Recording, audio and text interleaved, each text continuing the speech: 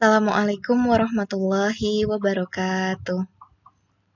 Bertemu lagi dengan Ibu di pelajaran Bahasa Indonesia.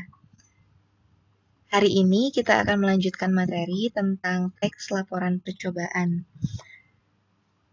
Pekan lalu kita telah belajar tentang pengertian dari teks laporan percobaan dan bagaimana strukturnya. Hari ini kita akan belajar tentang ciri kebahasaan teks laporan percobaan. Mari kita mulai dari ciri yang pertama. Ciri teks laporan percobaan yang pertama adalah banyak menggunakan kalimat kompleks atau yang lebih kita kenal dengan kalimat majemuk. Sebelum Ibu menjelaskan apa itu kalimat majemuk, Ibu akan menjelaskan terlebih dahulu tentang kalimat simpleks atau kalimat tunggal. Kalimat tunggal adalah kalimat yang memiliki satu klausa. Klausa sendiri adalah gabungan kata yang setidaknya terdiri atas subjek dan predikat. Klausa terkadang dilengkapi objek, pelengkap, atau keterangan. Mari kita lihat contohnya. Yang pertama, Randi berlari. Randi adalah subjek dan berlari adalah predikat. Ini adalah contoh kalimat tunggal karena dia memiliki satu subjek dan satu predikat. Kalimat tunggal bisa juga dilengkapi oleh objek, pelengkap, ataupun keterangan. Contohnya pada kalimat yang kedua. Manusia membutuhkan oksigen.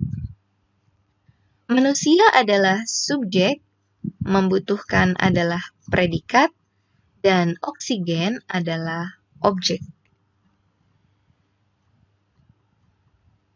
Setelah kalian mengetahui apa itu kalimat tunggal, Ibu akan melanjutkan penjelasan mengenai kalimat majemuk.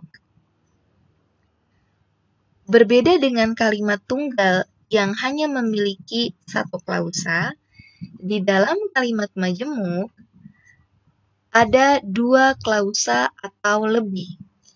Dan ciri dari kalimat majemuk adalah memiliki subjek atau predikat lebih dari satu dan dihubungkan oleh konjungsi.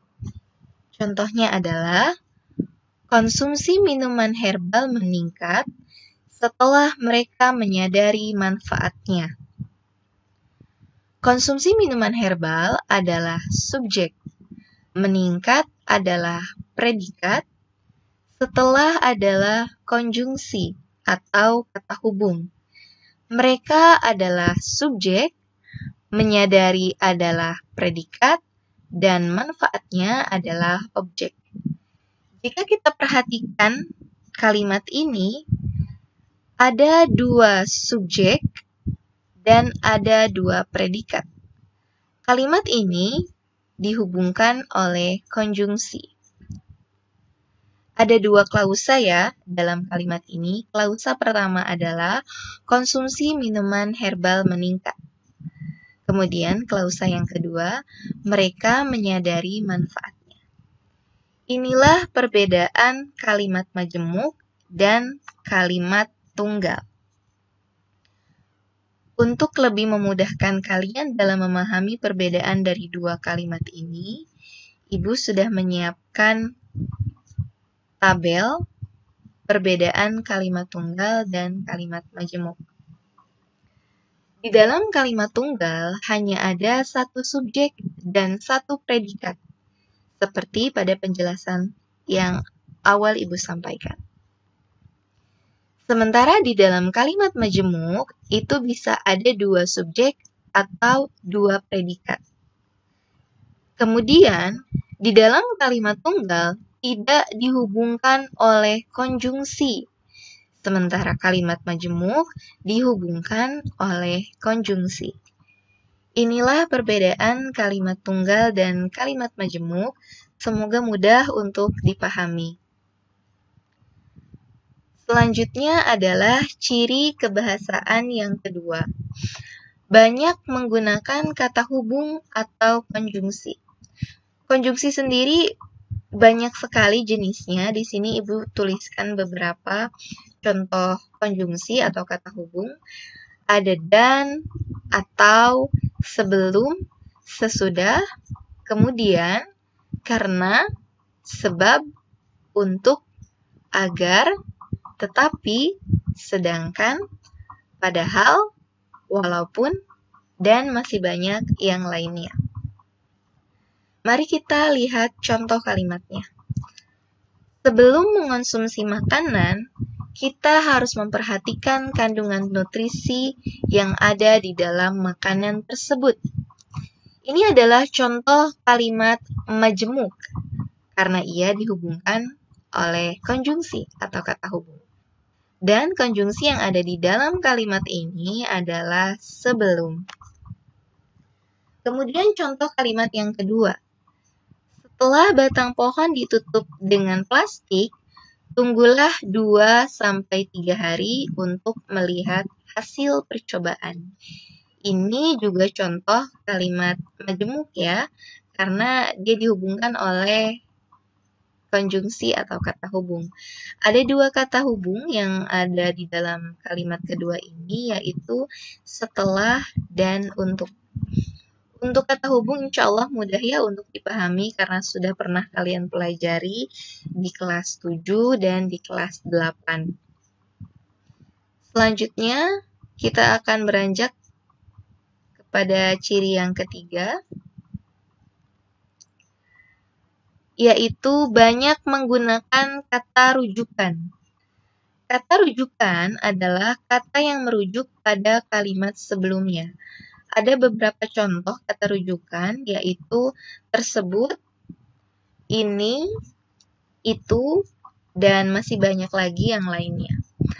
Mari kita lihat contoh kalimatnya. Sebelum makanan dikonsumsi untuk selanjutnya dapat dicerna oleh tubuh, sebaiknya perlu diperhatikan zat gizi atau nutrisi yang terkandung di dalamnya. Akan tetapi, kebanyakan orang tidak memperhatikan hal tersebut, sehingga saat manusia makan, mereka melupakan nutrisi yang dibutuhkan tubuhnya. Di dalam kalimat ini ada konjungsi tersebut. Kata tersebut ini merujuk pada frasa yang ada di dalam kalimat sebelumnya. Kita perhatikan kalimatnya. Kebanyakan orang tidak memperhatikan hal tersebut. Apakah yang tidak diperhatikan? Ada jawabannya di dalam kalimat sebelumnya, yaitu zat gizi atau nutrisi yang terkandung di dalamnya. Ini adalah salah satu contoh kata rujukan. Kemudian ciri kebahasaan yang keempat, banyak menggunakan istilah teknis. Istilah teknis sendiri adalah istilah atau kata-kata yang berkaitan dengan topik yang sedang dibahas di dalam teks. Contohnya, pada teks laporan berjudul Laporan Praktikum Jaringan Silem, Ibu mengutip 2 kalimat dari laporan praktikum ini. Kalimat pertama, silem tersusun dari beberapa tipe sel yang berbeda. Di sini ada kata yang dicetak miring, yaitu kata silem. Ini adalah contoh istilah teknis, karena kata silem ini adalah istilah dalam pelajaran biologi ya. Kemudian ada contoh kalimat yang kedua, penyusun utama silem adalah trakeit dan trakea. Ini juga contoh istilah teknis. Jadi istilah teknis itu adalah kata-kata yang berkaitan dengan topik yang ada di dalam teks ya. Setelah kita belajar tentang ciri kebahasaan teks laporan percobaan, Ibu memiliki 2 latihan soal. Kita lihat soalnya ya. Perhatikan kalimat berikut untuk menjawab soal nomor 1 dan 2. Ada 2 kalimat di sini. Kalimat pertama, Silem merupakan jaringan kompleks. Kemudian kalimat yang kedua, untuk bertahan hidup, makhluk hidup memerlukan makanan sebagai sumber energi. Pertanyaan yang pertama adalah, manakah yang termasuk kalimat majemuk dan jelaskan alasannya. Kemudian pertanyaan yang kedua, sebutkan konjungsi yang ada di dalam kalimat B.